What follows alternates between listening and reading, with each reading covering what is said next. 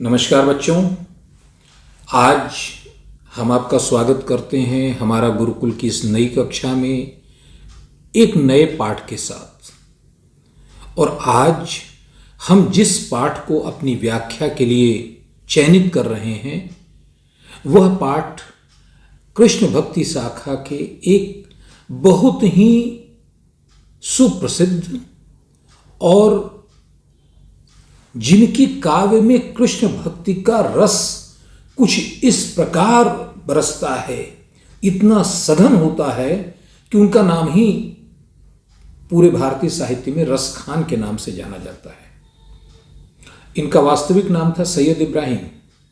दिल्ली के पास के रहने वाले, 1548 के आसपास जन्म हुआ, 1628 के आसपास इनका देहांत हुआ और लगभग 80 वर्षों की आयु में इन्होंने अपना लगभग संपूर्ण जीवन कृष्ण भक्ति में और ब्रज के आसपास के क्षेत्रों में व्यतीत किया, ऐसा हमें उल्लेख मिलता है। दिल्ली के पास के निवासी सैयद इब्राहिम ने स्वामी विट्ठल नाथ, कृष्ण भक्ति शाखा के एक प्रख्यात गुरु, उनसे दीक्षा लेने के बाद यह कृष्ण भक्ति में पूरी तरह रम गए और कुछ इस प्रकार से यह उस कृष्ण भक्ति की अनुपम गंगा में इन्होंने अपने आप को पूरी तरह उतार दिया, अपने अंदर आत्मसात कर लिया कि फिर पूरे जीवन ब्रज भाषा में इन्होंने कृष्ण के रूप माधुरी, कृष्ण की प्रेम लीलाओं, यहाँ तक कि कृष्ण से संबंधित सभी स्थानों का जितना मधुर और जितना सुंदर चित्रण इन्होंने किया, जितना मनमोहक चित्रण इन्होंने किया, वह ब्रज भाषा के काव्य में अनुपम स्थान रखता है। विशेष रूप से कृष्ण भक्ति के लिए ब्रज भाषा, जो स्वयं अपने आप में बड़ी मधुर भाषा होती है, बड़ी गेय भाषा होती है, बड़ी संगीतात्मकता होती है, उस भाषा में जब कृष्ण के रूप माधुरी की चर्चा रसखान करते हैं तो वह पद पूरी तरह हृदय को स्पर्श करता है। उसमें जो अनुपम काव्य सौंदर्य होता है, जो भाव सौंदर्य होता है और जो अर्थ गांभीर्य होता है, वह तीनों की त्रिवेणी मिलकर कृष्ण भक्ति का ऐसा अनुपम दृश्य प्रस्तुत करती हैं जो भक्ति काव्य में कहीं कहीं देखने को मिलता है। भाषा का अविरल प्रयोग, मनोरम प्रवाह, कोई शब्दाडंबर नहीं, कहीं कोई बनावट नहीं, फिर भी विलक्षण आलंकारिकता इनकी भाषा में मिलती है। तो रसखान जी की जो रचना आपके पाठ्यपुस्तक में संग्रहित है, उसमें सबसे पहली रचना कुछ इस प्रकार से मिलती है। चूंकि गेयता इनके पद का सबसे बड़ा गुण है और उस संगीतात्मकता को समझने के लिए जब उसे गेय पद के रूप में पढ़ा जाएगा तभी उसके अंदर जो सौंदर्य समाहित है वह सामने आता है। तो चलिए हम लोग भी प्रयास करते हैं। मानुष हो तो वही रस खान, बसों ब्रज गोकुल गांव के ग्वारन, जो पशु हो तो कहा बस मेरो चरौ नित नंद की धेनु मझारन, पाहन हो तो वही गिरी को जो कियो हरि छत्र पुरंदर धारन, जो खग हो तो बसेरो करो मिली कालिंदी कूल कदम्ब की डारन। ये पहला पद आपके काव्य पाठ्यपुस्तक में मिलता है। जब व्याख्या की बात आती है तो ब्रज भाषा बड़ी मधुर और बड़ी गेय और संप्रेषणीय भाषा है। यह अपने भावों को दूसरों तक पहुंचाने में बड़ा समर्थ भाषा होती है, क्योंकि ब्रज भाषा साहित्य की कम और बोलचाल की भाषा अधिक है। आज भी ब्रज भाषा ब्रज क्षेत्र में बोलचाल की भाषा है। तो बोलचाल की भाषा होने के नाते इसके शब्द बड़े सरल, सुगम और बड़े संप्रेषणीय होते हैं। इनके द्वारा अर्थ का बड़ा मनोरम प्रेषण होता है।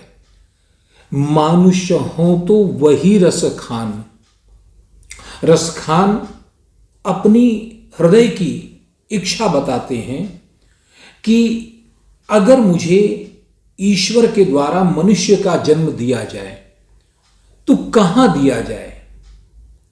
मनुष्य का जन्म मैं तभी पाना चाहूंगा जब मुझे ब्रज के उन्हीं जो ग्वाले, जो कृष्ण के साथ ग्वाल बाल रहते हैं, उन्हीं के गांव गोकुल में हमें जन्म दिया जाए।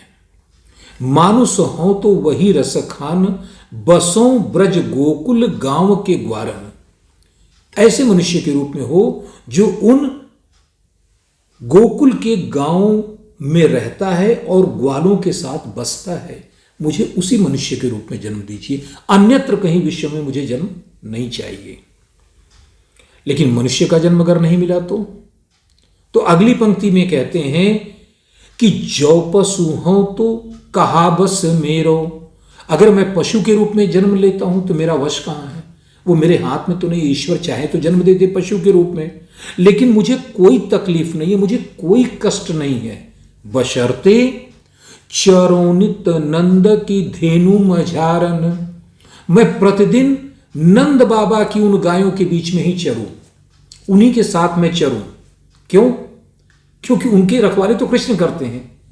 कृष्ण के सानिध्य के लिए पशु का जन्म भी इन्हें स्वीकार्य है, अगर नंद बाबा की गायों के बीच में चरने का इनको अवसर प्राप्त हो। तो इतना लगाव कृष्ण से, वह अगली सीमा पर भी जाता है कि पाहन हो तो वही गिरी को। आप पत्थर भी बना दें, मान लो मनुष्य का और पशु दोनों का जन्म नहीं मिलता है, मुझे पत्थर बना दिया जाता है। ईश्वर मुझे पत्थर बनाना चाहते तो बना दीजिए, कोई इनको कहीं भी कोई ऐतराज नहीं है। लेकिन केवल एक छोटी सी प्रार्थना है कि पाहन हो तो वही गिरी को। मैं उसी पर्वत पर पत्थर बनना चाहूंगा जो कियो हरि छत्र पुरंदर धारण। जो भगवान कृष्ण ने हरि छत्र के रूप में धारण किया था। कौन सा पर्वत है? गोवर्धन पर्वत। गोवर्धन पर्वत जिसे भगवान कृष्ण ने अपनी उंगली पर पूरे ब्रज की सुरक्षा के लिए, जब इंद्र ने उनके ऊपर बारिश का, वर्षा का जब प्रहार किया, एकदम जलमग्न होने की स्थिति आ गई, तो गोवर्धन पर्वत को उन्होंने अपनी उंगली पर धारण किया था। तो इनकी अभिलाषा है कि अगर पत्थर के रूप में मुझे जन्म दिया जाए तो उसी गोवर्धन पर्वत पर दिया जाए, जिससे कि कृष्ण का सामीप्य और कृष्ण का सानिध्य मुझे मिला रहे। और अंतिम पंक्ति में रस खान कहते हैं कि जौखग हो तो बसेरो करो। अगर पक्षी का जन्म मिलता है तो कहीं भी जन्म दीजिए, लेकिन मैं बसेरा कहां करूंगा? मैं निवास कहां करूंगा? मेली कालिंदी कूल कदम्ब की डारन। यमुना के तीर पर उस कदम्ब की डार पर मैं बसेरा करूंगा जिसके नीचे कृष्ण विश्राम करते हैं। कृष्ण ही नहीं, कृष्ण की प्रत्येक वस्तु से, उनकी प्रत्येक स्थान से सभी कृष्ण भक्तों को इतना प्रेम होता है, इतनी भाव विह्वलता उनकी होती है कि वे साक्षात कृष्ण के सामीप्य का, कृष्ण के होने का अनुभव उनकी प्रत्येक वस्तु में करते हैं। और आगे की पंक्तियों में हम इसे देखेंगे भी।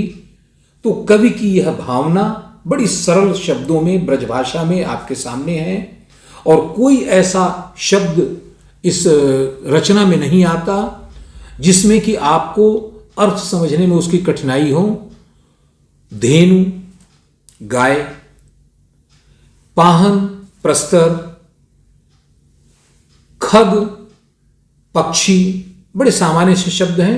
तो हम इस पाठ को इसी प्रकार यहीं पर पूर्ण करते हैं और फिर अगली कक्षा में मिलेंगे रस खान जी की अगली रचना के साथ। इनकी रचना को सवैया कहते हैं, 22 से 26 मात्राओं की होती है, इसे अवश्य याद रखिएगा। गेय पद। धन्यवाद।